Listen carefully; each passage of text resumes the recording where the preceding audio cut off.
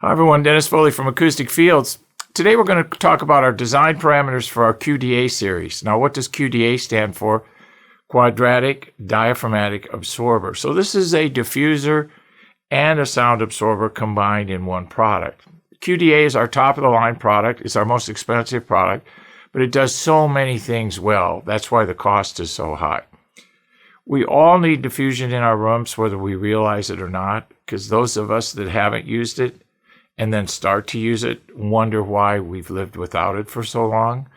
So we always need low frequency management in most parts of our room too. So we started building rooms and started treating rooms, and we realized that diffusion and absorption are really two powerful technologies that need to be married into the same product. So what we've done here with the QDA series is that we've taken a standard, quadratic diffuser, and we've added our low-frequency sound absorption technology to it. So within the diffuser part itself is our broadband absorber, the ACDA10, and in the base of the QDA is our ACDA12 technology, which is more frequency-specific from 30 to 50 cycles. So we get the broadband low-frequency absorption inside the diffuser, and then the diffuser, depending on the frequency response and what we choose for the room that we're working in, we get the diffusion sequence.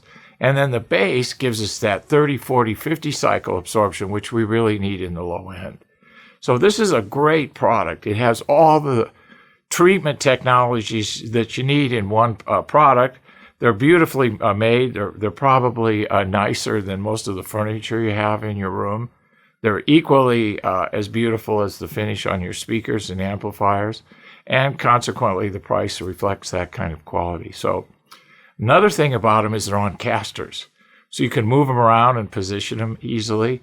There's not much tuning involved. Sometimes we keep them against the wall, sometimes we bring them forward, depending on the room volume, size, usage, those parameters that we always look at. So QDA design parameters, broadband absorption, diffusion, and then the frequency-specific absorption in the base.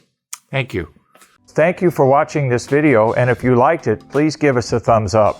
We also have a newsletter that you can subscribe to, so please do that because we offer special price discounts to only those on our newsletter. And then don't forget about our forum. We have started a forum on our own website where people ask questions, and I usually get a chance every couple days to look at it. There's an interchange between people on the forum, and we'll give you real answers on a regular basis, so that'll help you. Thank you.